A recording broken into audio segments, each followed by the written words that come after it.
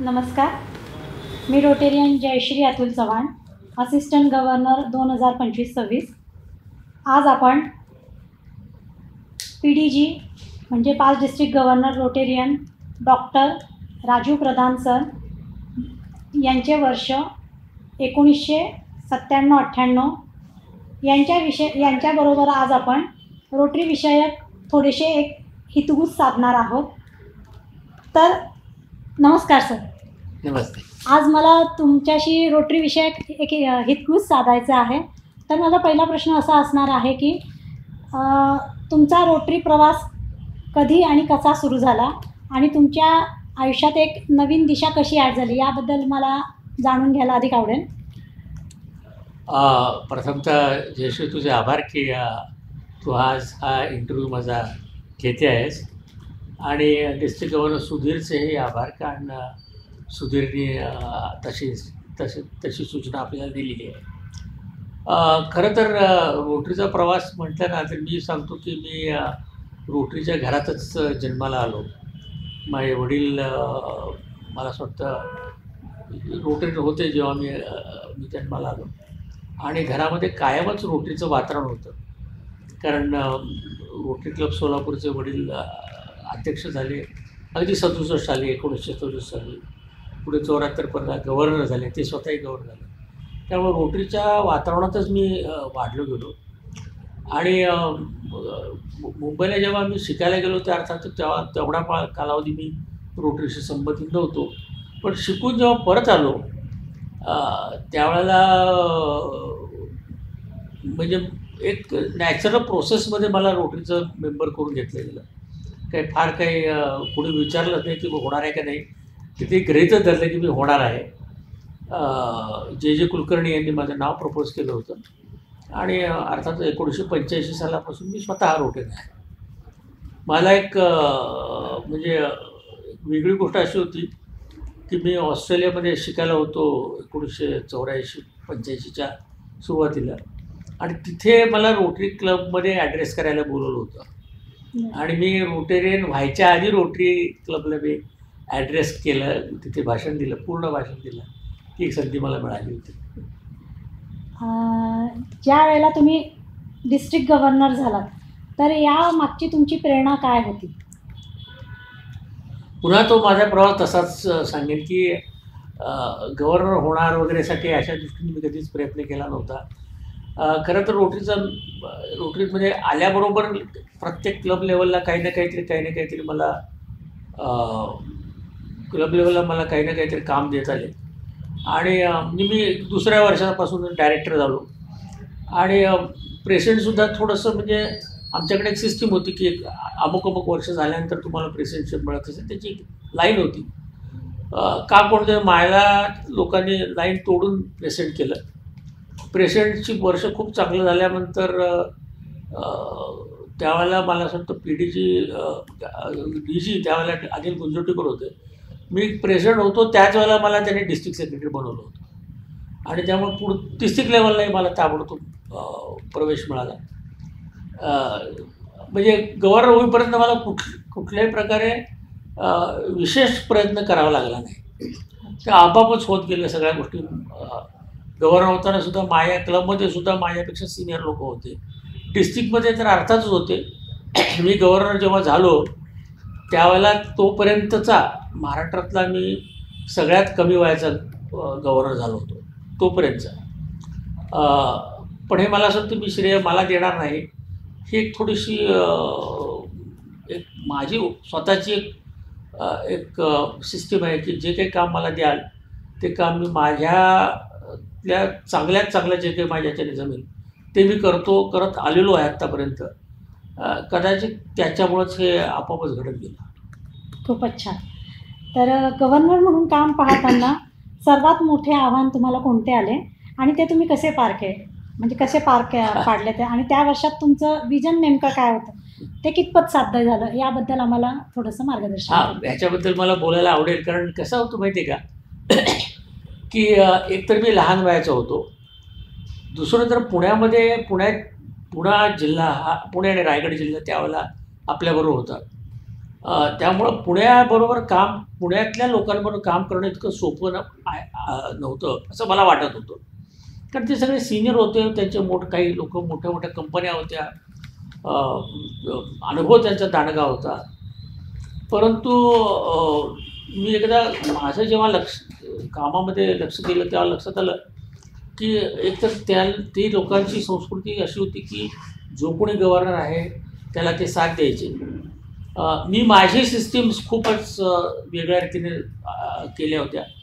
सुरुवातच मी अशी केली होती की तोपर्यंत कधी सेक्रेटरीचं वेगळं ट्रेनिंग व्हायचं नाही, डिस्ट्रिक्ट ऑफिसरचं ट्रेनिंग कधी व्हायचं नाही. तोपर्यंत ती पहिल्यांदा सुरुवात आपल्या 313मध्ये 3130मध्ये मी पहिल्यांदा ते घेतलं होतं. मी नमूद करू इच्छितो की इस्माईलच्या नेतृत्वामध्ये सातारा जिल्ह्यातल्या सर्व क्लबनी मिळून त्यावेळेला आम्ही त्याला पेट, सेट्स आणि डॉम डिस्ट्रिक्ट ऑफिसर्स मीट असं म्हणत होतो. पण सेट्स आणि डॉम हे त्यावेळेला पहिल्यांदा झालं. त्या पहिल्या याच्यामुळं तिथल्या पुण्याचे जे लोकांच्या कदाचित त्यांना असं वाटत असेल की हा एवढा ज्युनियर माणूस कसं काय झाला. मला असं वाटतं तो त्यांचा निवडला गेला आणि मग अर्थातच गोष्टी सोप्या झाल्या. आव्हान अर्थातच एक आव्हान होतं ते असं होतं की बहुसंख्य क्लब पुण्याला होते, त्यामुळं बराच काळ पुण्यालाच मुक्काम करावा लागत होता. पण मला असं वाटतं काही गोष्टी चांगल्याही घडल्या. एक अर्थात 2च गोष्टी मी मोठ्या नमूद करू इच्छितो की ज्याने आपल्या डिस्ट्रिक्टचं पूर्ण गोष्टी बदलून गेल्या. तर त्याच्यामध्ये पहिलं असं मी म्हणेन की एक अनायसा संधी चालून आली होती की पोलिओ करेक्टिव्ह सर्जरीचा कॅम्प घेणे. तो मी बऱ्यापैकी घेतल्यानंतर त्याच अमेरिकन लोकांनी युगांडामध्ये प्रोजेक्ट करणार का अशी रिक्वेस्ट केली. अशा रीतीने आपल्या डिस्ट्रिक्टच्या बाहेर आणि देशाच्या बाहेर असं काही करतो असं अशी संकल्पनाच त्यावेळेला कुठे नव्हती. म्हणजे भारतात कुठल्याच डिस्ट्रिक्टमध्ये नव्हती. राजा साबूजी रोटरीचे 5% त्यावेळेला तिथे होते त्या मिटिंगला. ते म्हणाले राजू घे चॅलेंज, आणि मी खरंच ते चॅलेंज घेतलं. आणि ते चॅलेंज घेतल्यानंतर तो युगांडाचा जो प्रोजेक्ट पहिल्यांदा झाला त्याच्यातूनच आफ्रिकेचे प्रोजेक्ट, जगभरातले प्रोजेक्ट्स एवढंच नव्हे तर त्या काळी आपल्या त्यावेळच्या डिस्ट्रिक्टमध्ये सुद्धा जवळजवळ 15 मॅचिंग ग्रँट प्रोजेक्ट झाले आणि 2 3H ग्रँट, म्हणजे 3H म्हणजे आत्ताचे असे समजा आत्ताचे स्केल ग्रँट जे म्हणतात तसे 2 झाले. म्हणजे एवढ्या मोठ्या प्रमाणावरती हे प्रोजेक्टची व्याप्ती होईल असं कधी वाटलंच नव्हतं. परंतु त्या सुरुवातीपासून केलं. आजही मी ह्या प्रोजेक्ट करतो आहे आणि त्याचा म्हणजे ते प्रोजेक्ट वाढतच चाललेले आहे. ह्या प्रोजेक्टची व्याप्ती असं सांगेन की आफ्रिकेमध्ये आणि काही वेळेला 2 प्रोजेक्ट, एक कंबोडियामध्ये झाला होता आणि 2 प्रोजेक्ट्स मी नाही गेलो पण राजासाहेबांनी केले मंगोलियामध्ये. पण बाकी सगळ्या आफ्रिकेतल्या देशांमध्ये गेले. त्याचं म्हणजे अर्थातच व्हॅल्युएशन करणं अवघड आहे, पण जर करायचं ठरवलंच तर मला असं वाटतं आत्तापर्यंत 250 कोटीच्या पेक्षा जास्त त्याचं व्हॅल्युएशन झालं असेल. एवढं मोठं काम त्या काळी झालं. दुसरं अर्थातच महत्त्वाचं काम असं होतं की पोलिओचं काम हे नुकतंच 95 साली सुरू झालं होतं आणि नॅशनल लेवलला पोलिओचं काम आणि सगळ्या डिस्ट्रिक्ट लेवलचं पोलिओचं काम. मग पोलिओचं त्यावेळेला पोलिओ इम्युनायझेशन डे म्हणजे अख्खा डिस्ट्रिक्ट आणि प्रत्येक रोटेरियन त्याच्याशी संलग्न होता, हिरारीने भाग घेत होता. प्रत्येक क्लबचा प्रत्येक रोटेरियन त्या 2 रविवारी हा अक्षरशः रस्त्यावरती कुठे ना कुठेतरी काम करताना आपल्याला आढळत होता. हे पोलिओचं काम जे सुरू झालं तेही त्या वर्षामध्ये सुरू झालं होतं. म्हणजे 95 सुरू झालं पण खऱ्या अर्थाने 97 सुरू झालं. आणि तिसरं अर्थातच महत्त्वाचं काम असं होतं की गुंजोटी गव्हर्नर असताना, मी सेक्रेटरी असताना, त्या डिस्ट्रिक्ट सेक्रेटरी असताना इकडे आपल्या किल्लारीचा जो भूकंप झाला आणि त्यानंतर जेव्हा आपण रोटरीतर्फे मुख्यमंत्र्यांना भेटलो आणि आपण काहीतरी काम करू असं केल्यानंतर त्यांनी आपल्याला सालेगाव म्हणून एक गाव दिला उस्मानाबाद जिल्ह्यामध्ये. आणि त्या सालेगावचं काम आम्ही करायला घेतलो. अर्थात तो जागतिक प्रकल्प होता. त्याकडे जवळजवळ 2.25 कोटी रुपये जमले होते त्या काळी. म्हणजे आजच्या कालाचे किती 20 कोटी असतील, 25 कोटी असतील. तर त्यावेळेला ते 2.25 कोटी जमले आणि तो सगळा जवळजवळ 350 घरं, primary school, secondary school, offices, काही पंचायत ऑफिस, असा सगळा मोठा प्रकल्प होता. तो प्रकल्प सुरू केला होता अनिल सरांनी, परंतु तो रखडला होता मधल्या कालावधीमध्ये. तो पुन्हा मी माझ्या वर्षामध्ये तो सुरू केला. एक भाग झाला होता, अर्धा भाग झाला होता, अर्धा भाग रखडला होता. तो मी सुरू केला आणि माझ्या वर्षात तो कंप्लीट केला. म्हणजे तेवढं मोठं काम झालं आणि त्याचं नाव आज रोटरी नगर सालेगाव म्हणून आहे. आपल्या डिस्ट्रिक्टच्या बऱ्याच लोकांना अजून माहिती नाही, कधी गेले नाही आहेत, पण तिथे आजही तुम्ही पाहाल की रोटरी नगर सालेगाव म्हणून बोर्ड आहे. त्यावेळचा तो जगातला सगळ्यात मोठा प्रकल्प हा आपल्या डिस्ट्रिक्टने केला. खूपच छान.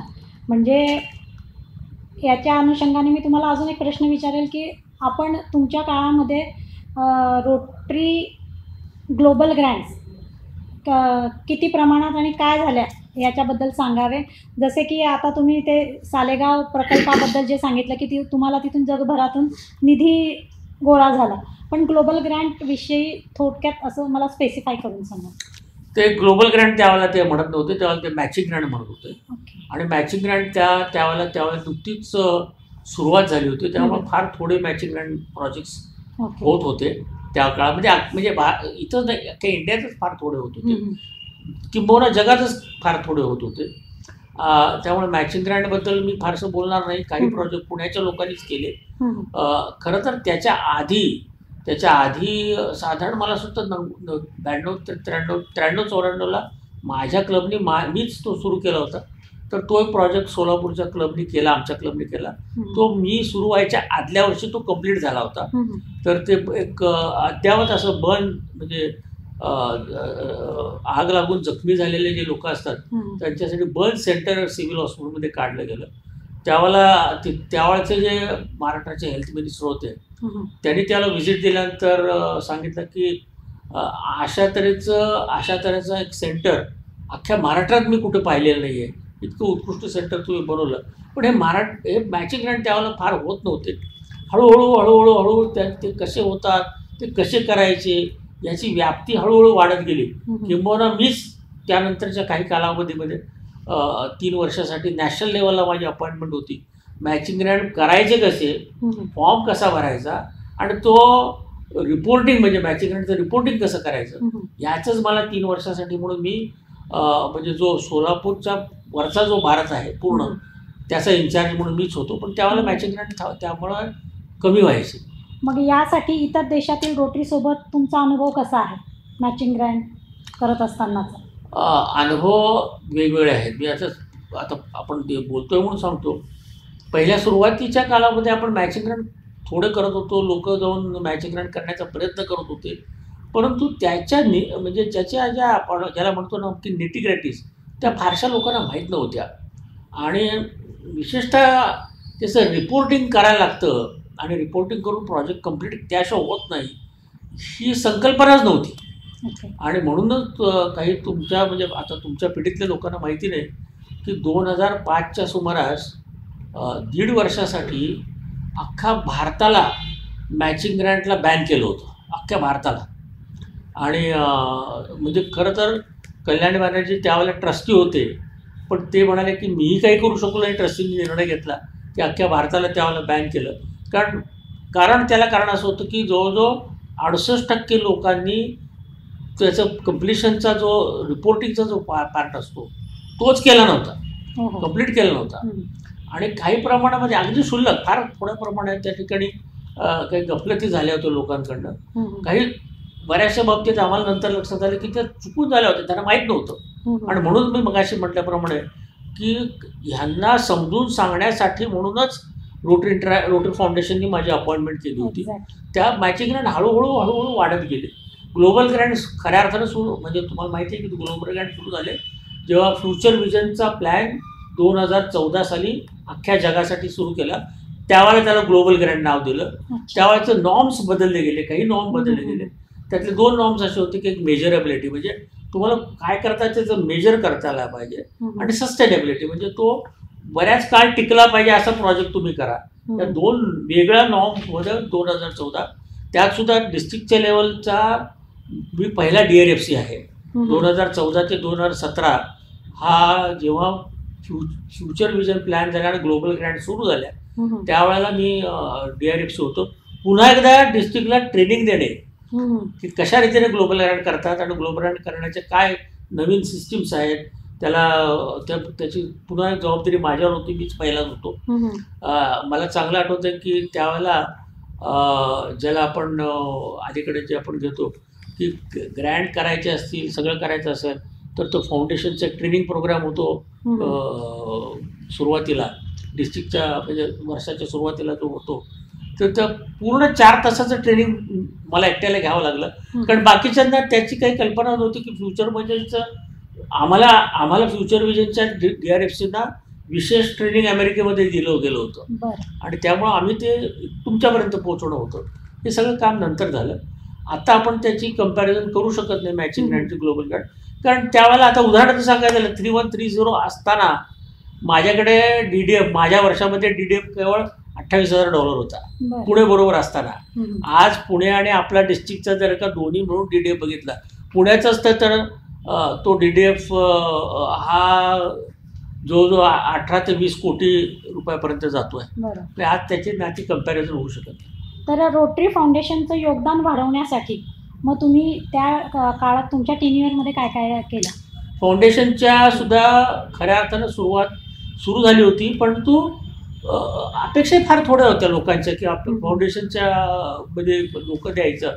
परंतु 1 वर्ष त्याचे एक पहिल्यांदा असं झालं असेल की फाउंडेशनच्या प्रत्येक क्लबला त्यावेळेला त्या लोकांनी काही ना काहीतरी कॉन्ट्रीब्युशन दिली. पूर्वी ह्या ज्या पुण्याबाहेरचे जे क्लब होते त्यांची कॉन्ट्रीब्युशन अगदीच कमी होती, किंबहुना नव्हतीच.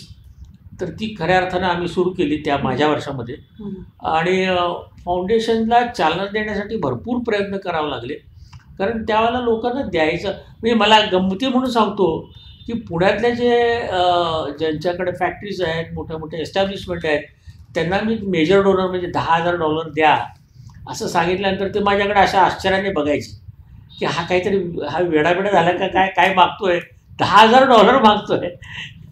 आजची परिस्थिती अशी आहे की तिथे वर्षात 15-20 लोक $10,000 होतात. एखाद दुसरा त्यांना तर आज क्लब फेलो होतो. आपल्याकडे 8-10 लोक मेजर डोनर होतात. काळ आणि वेळ बदलत जातो, त्याप्रमाणे गोष्टी बदलत जातात.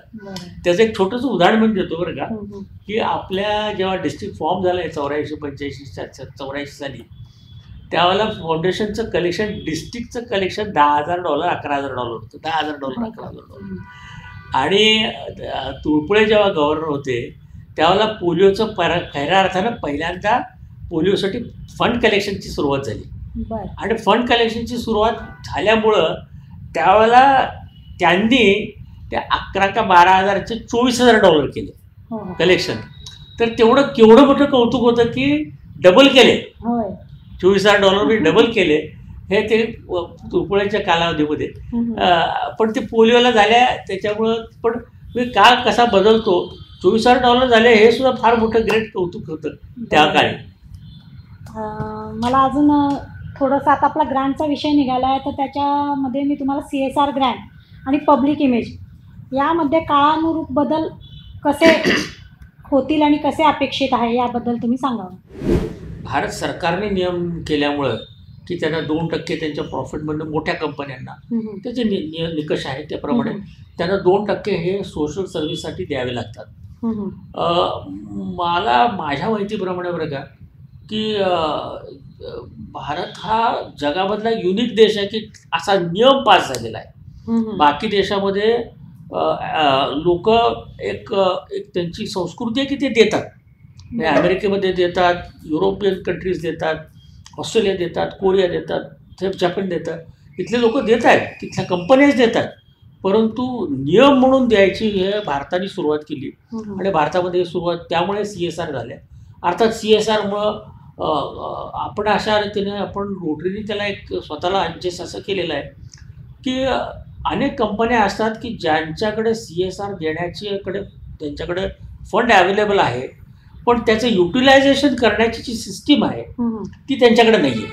कारण त्याचं ते काम नाही आहे. ते लोक त्यांचं काम, त्यांची जी काही प्रोडक्शन आहे किंवा काही सर्व्हिसेस आहेत ते देणं, हे CSR योग्य रीतीने वापरायची ती जी सिस्टीम आहे ती त्यांच्याकडे नाही आहे. आणि हे जे मीडियम आहे ते रोटरी आहे आणि रोटरी त्याचा उपयोग करून घेत आहे आणि ते हळूहळू CSR आपल्याकडे वाढत चाललेले आहे. बरोबर. आणि त्या आत्ता सध्याच्या परिस्थिती अशी आहे की CSRच्या ज्या काही डोनेशन्स आपल्याला मिळत आहेत, मला मी आपल्या डिस्ट्रिक्टबद्दल मी बोलत नाही पण अख्ख्या इंडियाबद्दल बोलतोय की त्यातल्या जवळजवळ 80-85% डोनेशन्स ह्या रोटेरियनच्याच कंपन्यांमधून मिळत आहेत.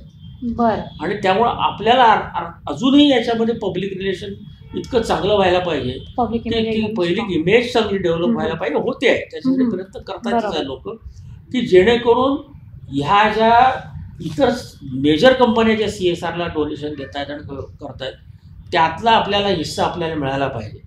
मागच्या वर्षीचा हिशोब जर का गेला तर CSRमधनं टोटल CSRचा म्हणजे फंड जो युटिलाइज झाला अख्ख्या देशामध्ये तो जवळजवळ 8,800 कोटीचा झाला. आणि त्यातली रोटरी किती मिळवू शकलेली आहे याचा जर का विचार केला तर ते प्रमाण अतिशय कमी आहे. अर्थात मोठ्या ज्या कंपन्या आहेत त्यांचे स्वतःचेच ट्रस्ट आहेत, त्यांचे स्वतःचेच फाउंडेशन आहेत आणि ते त्यांच्या फाउंडेशनप्रमाणे इफेक्टिव्हली काम करू शकतात.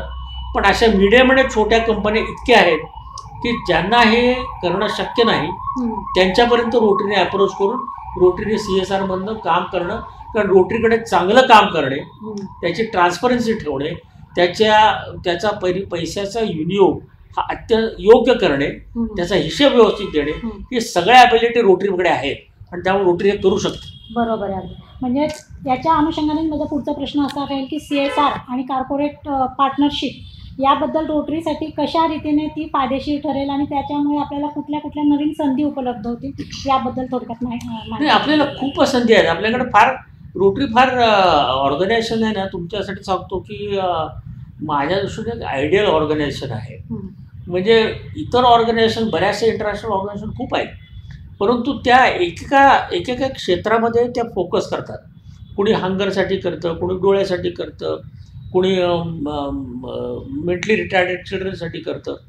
रोटरी ही अशी ऑर्गनायझेशन आहे की जी सर्व बाजूनी त्याचा विचार करते. म्हणजे आपल्या जे 7 एरियाचा फोकस आहे त्यामध्ये जगाला लागणाऱ्या म्हणजे ज्याची गरज आहे अशा सगळ्या एरिया ज्या फोकसमध्ये आलेल्याच आहेत त्या तिथं आहेतच.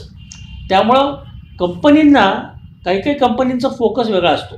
पण त्यांना असं वाटतं की आम्हाला एज्युकेशन फील्डमध्ये करायचं आहे, काहींना वाटतं आम्हाला इम्युनायझेशनमध्ये करायचं आहे, काहींना वाटतं आम्हाला मदर अँड चाइल्डसाठी करायचं आहे, काहींना वाटतं की मला एन्व्हायरमेंटसाठी करायचं आहे, काहींना वाटतं की आम्हाला वोकेशनल ट्रेनिंगसाठी करायचं आहे. या प्रत्येक गोष्टी रोटरीशी निगडीतच आहेत. रोटरी त्या प्रत्येकामध्ये ऑलरेडी काम करते आणि त्यामुळं आता ह्याच्यात हे आपल्याला आत्ता जो एक थोडासा जो रोटरी काय करते करण्याची ॲबिलिटी काय आहे आणि ती संस्था ह्याच्यामध्ये अजून ज्याला आपण म्हणतो तो दुवा जो आहे तो अजून स्ट्रॉंगर करण्यासाठी प्रयत्न करायला पाहिजे. जेव्हा समाजाला कळेल की ही एक ऑर्गनायझेशन आहे की ही ऑर्गनायझेशन प्रत्येक फील्डमध्ये तेवढंच चांगलं काम करू शकते तेव्हा तो CSR म्हणजे माझ्या मते CSRचं माझं विजन असं असेल की याच्यामध्ये कुठपर्यंत काम होऊ शकतं. मी म्हणेन अनलिमिटेड काम होऊ शकतं. कारण आज जो आकडा तुम्ही 8,800 कोटी पाहत आहात तोही वाढत जाणार आहे. कारण कंपन्यांचं प्रॉफिट वाढणार आहे, त्याचं प्रॉफिट वाढणार आहे, त्याचं CSR वाढणार आहे. म्हणजे हे जसं देशाची प्रगती होते तशी ही प्रगती होत राहणारच आहे.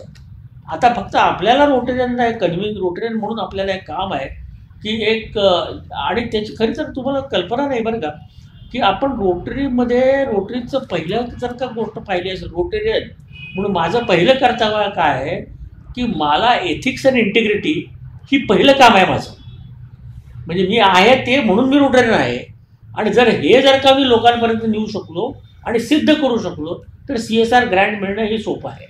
CSR ग्रँट हे फक्त रोटरी क्लबचं काम नाही आहे, ते इंडिव्हिज्युअल रोटेरियनच्या वैयक्तिक केलेल्या कामांमधनं स्वतः दिसलं पाहिजे.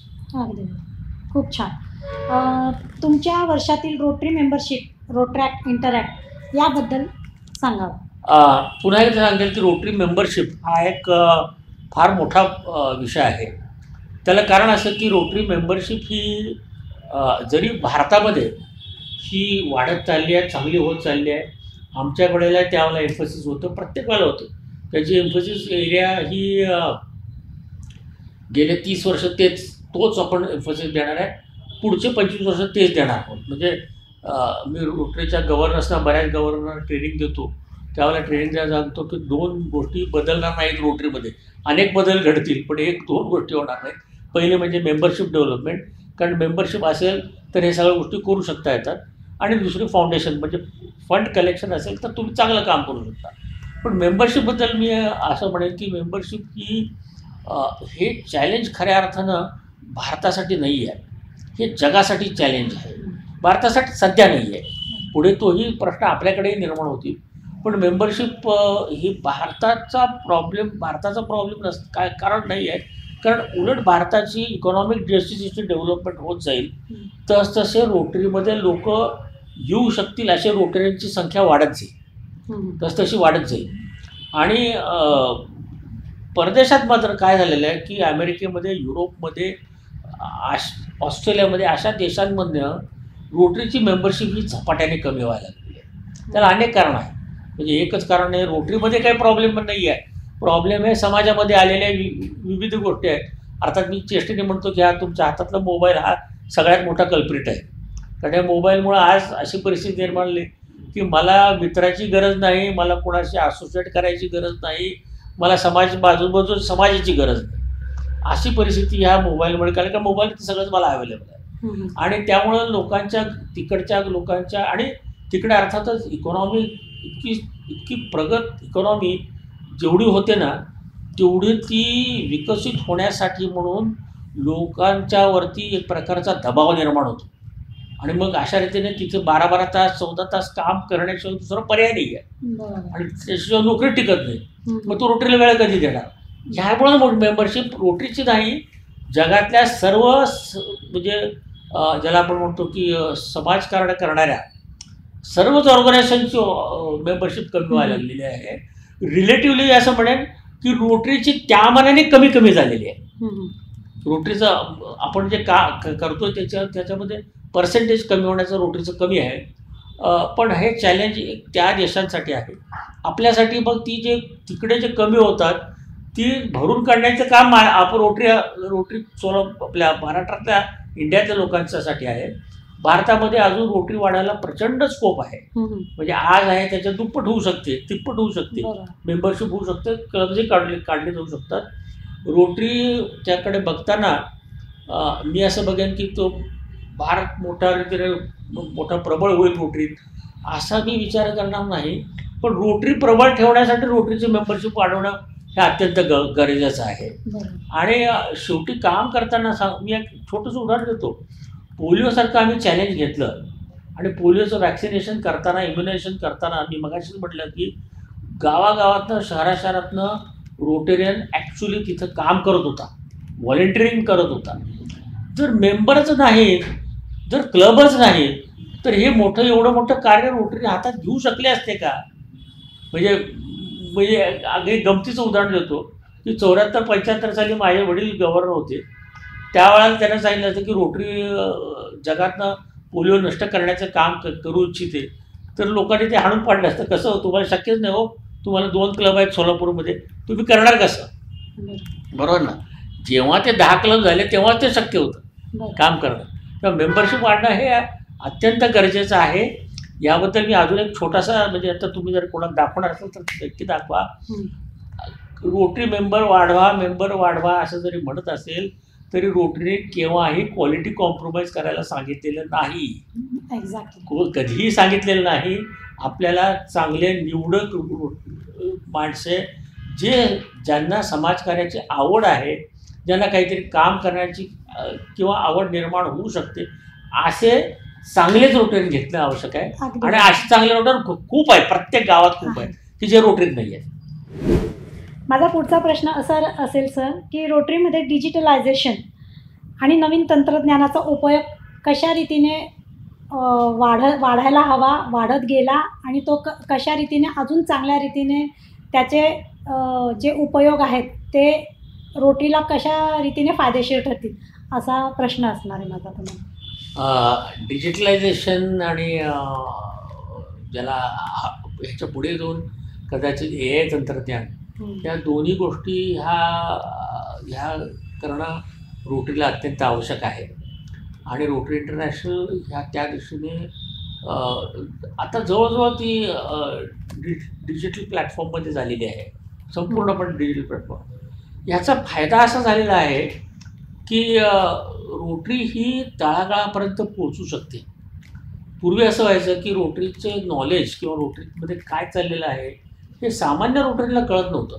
पण आज सामान्य रोटरीनंसुद्धा स्वतःला लॉग इन करून, स्वतःचं अकाउंट काढून स्वतःला लॉग इन करून रोटरीच्या वेबसाईटवरती जाऊ शकतो, इंटरनॅशनल रोटरीच्या वेबसाईटवरती जाऊ शकतो.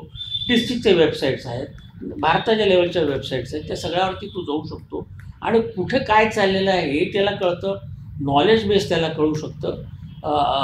आज रोटरीचे म्हणजे जे प्रेझेंटेशन्स आहेत, त्याचे ट्रेनिंग प्रोग्राम्स आहेत, ह्या सगळ्या गोष्टी डिजिटल प्लॅटफॉर्मवरती आज उपलब्ध आहेत.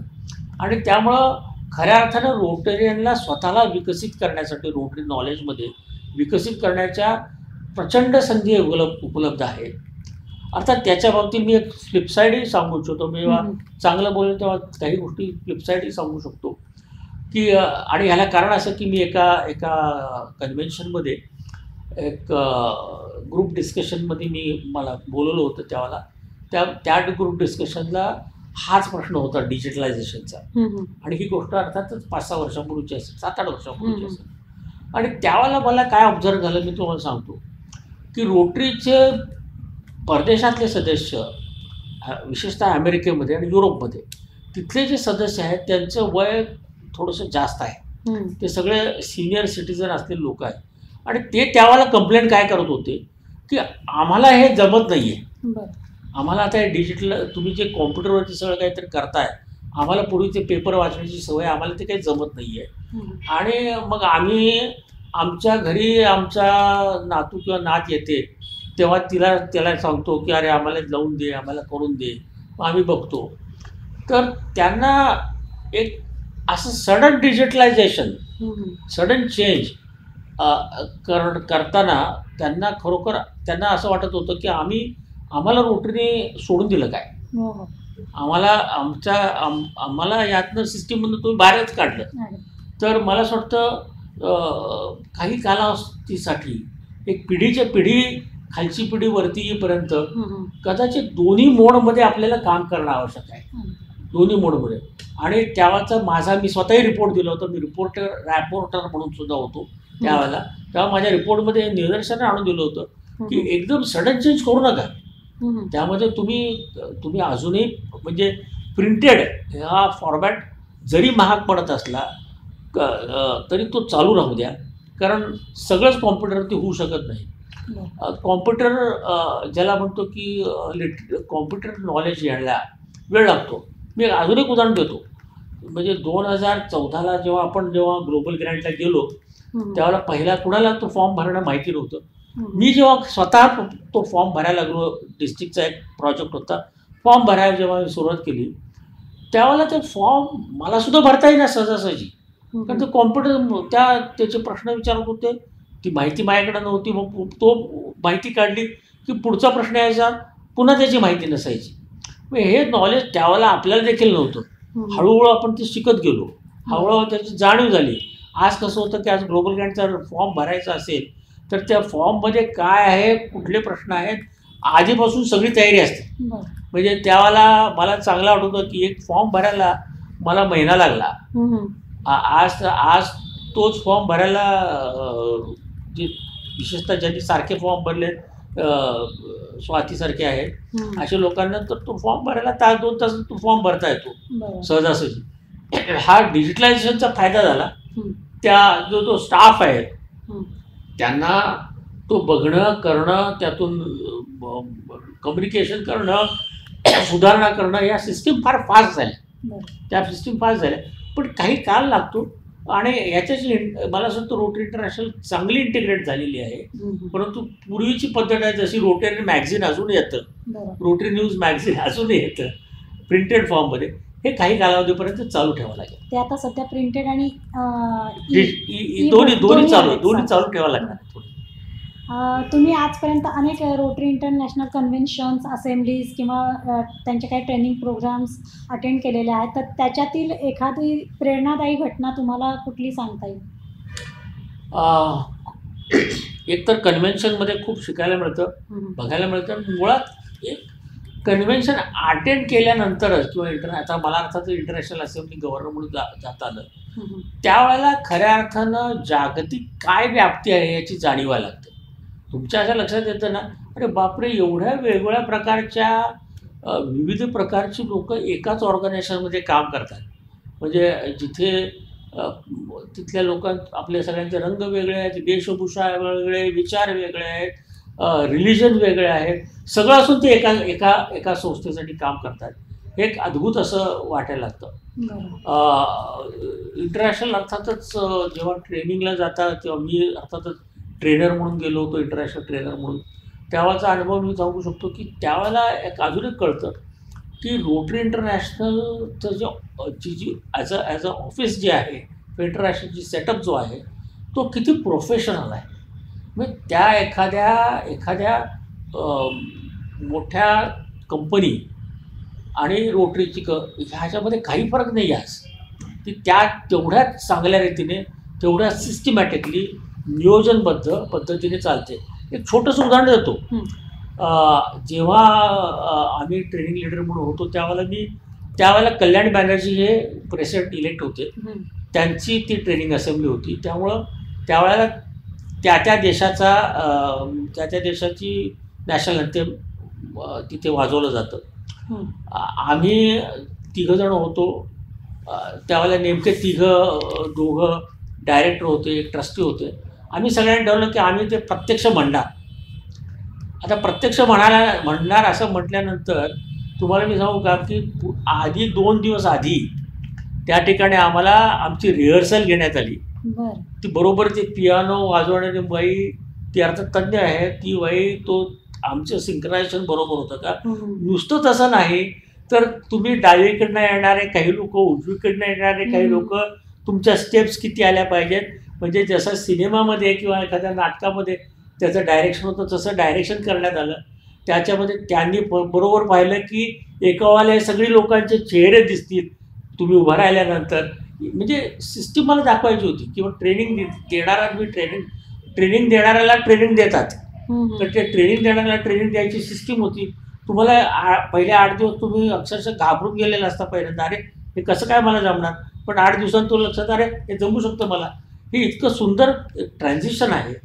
सामान्य माणसाला सुद्धा ट्रेनिंग उत्कृष्ट देण्याची एक ट्रान्झिशन आहे. हे मला असं वाटतं रोटरीचं एक कसब आहे. रोटरीचं अजून एक मला एक छोटीशी गोष्ट सांगायची गमतीची बरं का, की अशी की रोटरीमध्ये ट्रेनिंग इतकं उत्कृष्ट दिलं जातं की कुठलीही व्यक्ती कुठल्याही लेवलला पोचू शकते. याचं एक उदाहरण जर कुठं असेल तर रोटरीमध्ये, आणि मी त्याचं उदाहरण माझ्या इंटरनॅशनल असेंब्लीच्या ट्रेनिंगमध्ये ट्रेनर म्हणून गेलो त्यावेळेचं आहे. माझ्याबरोबर माझ्या त्या ग्रुपमध्ये जो ट्रेनर ग्रुप होता त्या ग्रुपमध्ये आत्ताचे जे RI प्रेसिडेंट होते तेही माझे ट्रेनर आहेत. त्या बरोबरचे ट्रेनर होते ॲरोसो. ज्यांना ट्रेनिंग दिलं त्या गव्हर्नर इलेक्टच्या ट्रेनिंगमध्ये पुढच्या वर्षीचे यांकी बबोला म्हणून आहेत ते होते. आणि आम्हाला ट्रेनिंग देणारे म्हणजे ट्रेनरला ट्रेनिंग देणारे हे लॅरी लन्सफोर्ड हे सुद्धा त्यावेळेला ट्रेनर जे RI प्रेसिडेंट होणार. कोण माणसं कुठेपर्यंत जाऊ शकतात ह्याची मजेशीर गोष्ट आहे. खूपच छान. तुमच्या गव्हर्नरशिप नंतरही तुम्ही रोटरीमध्ये सक्रिय आहात, तर तुम्ही कोणते काम आजही पुढे नेत आहेत? मी पहिलं तर एक काम मी करतोय, म्हणजे अर्थात जसं मेडिकलचे प्रोजेक्ट्स होत राहतात ते प्रोजेक्ट्स अजूनही मी करतो आहे. अजूनही तेवढ्याच उत्साहाने करण्याचा प्रयत्न करतो आहे. आफ्रिकेतले प्रोजेक्ट्स माझ्या वर्षात तर सुरू झाले आणि ते आता जवळजवळ मी स्वतः 2018-19पर्यंत मी ते स्वतः करत होतो. अलीकडच्या काळामध्ये जरा थोडासा माझ्या तब्येतीच्या अडचणीमुळे मी स्वतः जात नाही, पण प्रोजेक्ट्स आफ्रिकेमध्ये अजूनही प्रोजेक्ट सगळे करून देतो, म्हणजे सिस्टीम लावून देतो, सगळं करून देतो. ह्या प्रोजेक्ट्सचं माझ्यामध्ये हे प्रोजेक्टला फार वेळ लागतो, म्हणजे ह्याच्यासाठी प्लॅनिंग, फॉर्म भरणं त्या मानाने माझ्यापासून सोपी काम आहे. पण बाकीचं जर त्याचं ऑर्गनायझेशन प्लॅनिंग कपाला मंथ्स लागतात. इंडियामध्ये मी तेवढ्याच पद्धतीने प्रोजेक्ट्स करतो आहे आणि ते अर्थातच गेले काही 5 वर्ष मी जम्मू काश्मीरमध्ये करतो आहे. जम्मू काश्मीरच्या प्रोजेक्ट्सलाही तेवढंच आहे. पुढचं प्रोजेक्ट माझा ऑक्टोबर एंडपासून आता आपण नियोजित केलेलं आहे. ह्याचं प्लॅनिंग करणं, हे प्रोजेक्ट करत असताना मी सातत्याने जास्तीत जास्त डिस्ट्रिक्ट्स याच्यामध्ये इन्व्हॉल्व करतो. म्हणजे हे केवळ एका डिस्ट्रिक्टसाठी मर्यादित न ठेवता अनेक डिस्ट्रिक्टमध्ये घेतो. मी मगाशीच म्हटल्याप्रमाणे डिस्ट्रिक्ट 3-1, 3-2च्या आत्तापर्यंतचे सगळ्यात मोठा प्रोजेक्ट कोणता असेल तर हा मेडिकल प्रोजेक्ट्स आहे. कारण त्याच्याने तुम्ही आज आम्ही या प्रोजेक्टच्या माध्यमातून आफ्रिकेमध्ये जवळजवळ 1,25,000च्या वरती सर्जरीज केल्या आहेत. काश्मीरमध्ये 10,000च्या आसपास पोहोचलेलो आहे. त्यांनी आम्हाला फक्त सांगितलं तुमचे 10,000 जवळजवळ होत आले, आत्ता ऑक्टोबरमध्ये होईल तेव्हा आम्ही 10,000 पार करू. तेवढे प्रोजेक्ट्स होत झालेले आहेत आणि त्याचं व्हॅल्युएशन मी फक्त आफ्रिकेचं सांगितलं की 250 कोटीच्या वरती आहे. इथलं जर का काश्मीरचं काढलं तर तेही अजून एक 50 कोटीचं काम झालेलं आहे. एवढं प्रचंड काम कुठल्याही इतर भागामध्ये डिस्ट्रिक्टने केलेलं नाही आहे, ते केलेलं आहे. या व्यतिरिक्त अर्थातच मी फॉर्मल ट्रेनिंग, इन्फॉर्मल ट्रेनिंग जेव्हा जेव्हा संधी मिळते त्यावेळेला देत राहतो.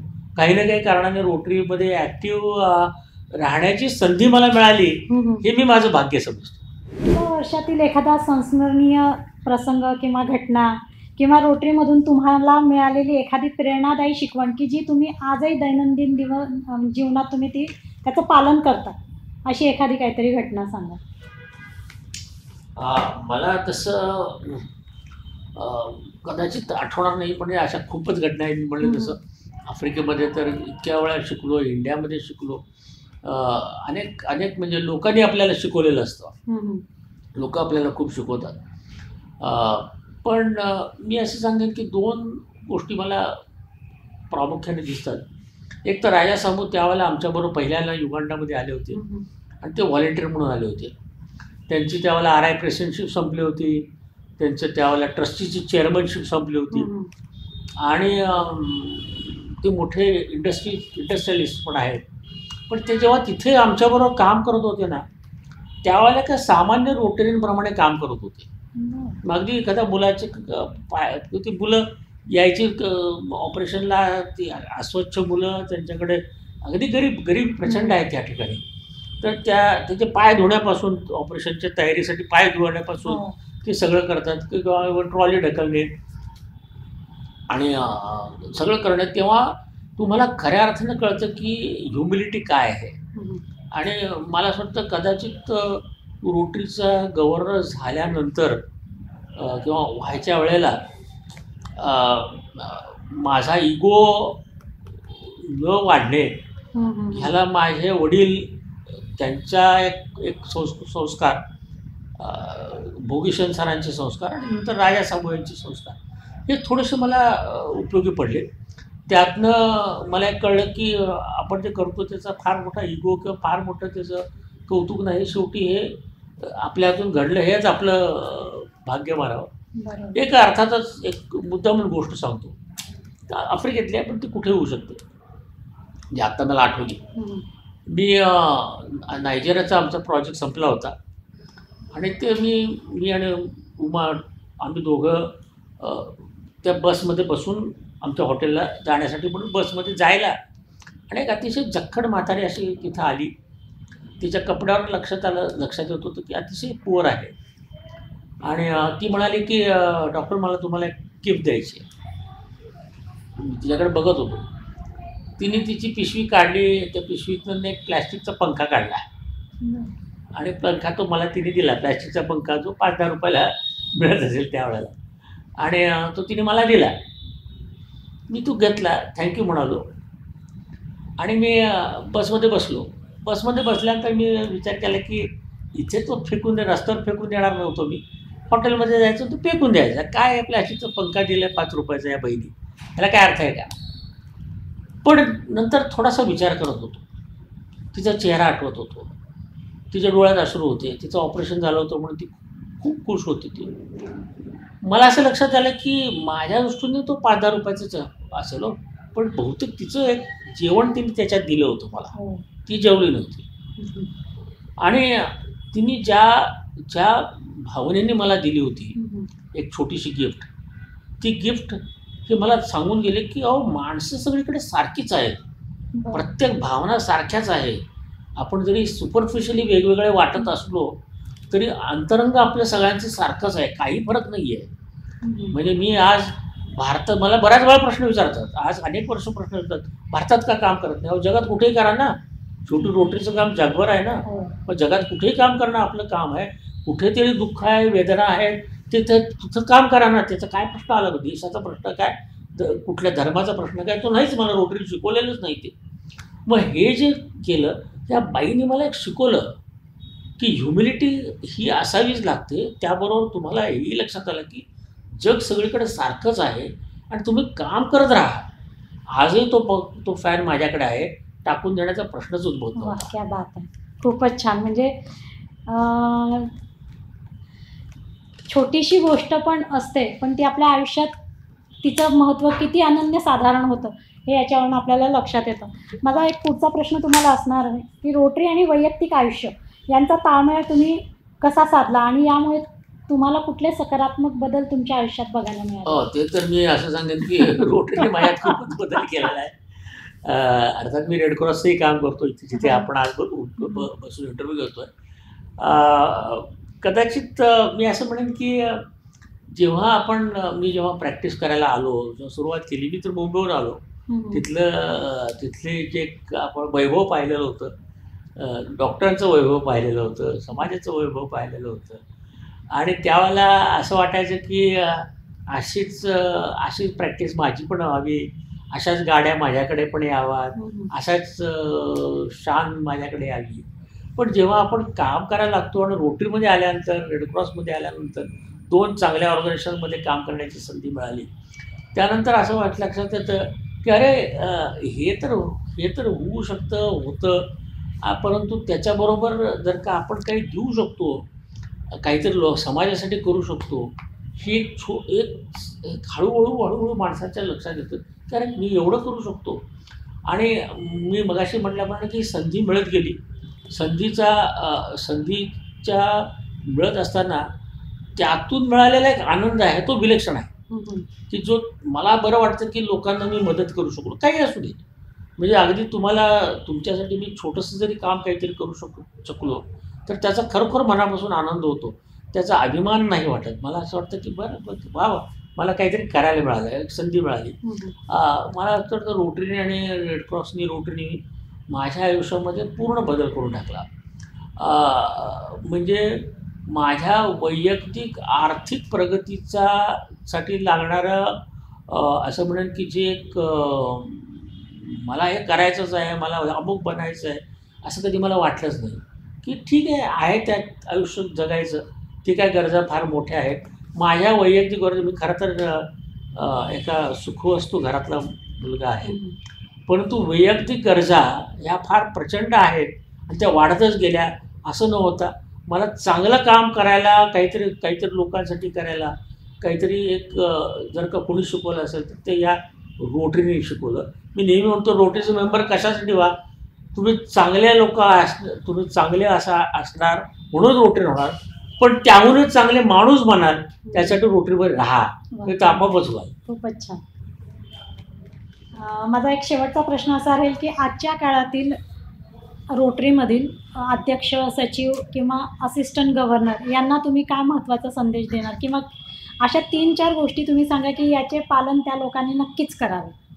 अतिशय पहिली गोष्ट अशी की हे मला मी त्याचं उत्तर वेगळ्या रीतीने देतो. मी गव्हर्नर असताना येणारे एक गव्हर्नर होते, त्यांनी मला सांगितलं की गव्हर्नरशिप म्हणजे काय असं तुला वाटतं? मी म्हटलं गव्हर्नरशिप म्हणजे 2 प्रकारे मी बघू शकतो. एक म्हणजे ती इगो ट्रिप आहे. माझा इगो वाढला, बस फुलं मिळतात, गुच्छ मिळतात, कौतुक होतं. जयश्रीताईसारखे येतात, त्यांना सांगतात सर तुम्ही फार काम चांगलं केलं, असं तोंड भरून कौतुक करतात. हा माझा इगो मी प्रचंड एक वर्षभर छानपैकी मजा करू शकतो. किंवा मी जे काम क्लब लेवलला करत होतो ते आता मला डिस्ट्रिक्ट लेवलला करता येईल. ती मला संधी माझ्या क्लबपुरती मर्यादित नव्हता, इतर 100 क्लबसाठी करता येईल आणि त्यातून मी काहीतरी चांगलं करेन. 2 बघण्याचे हेतू आहेत.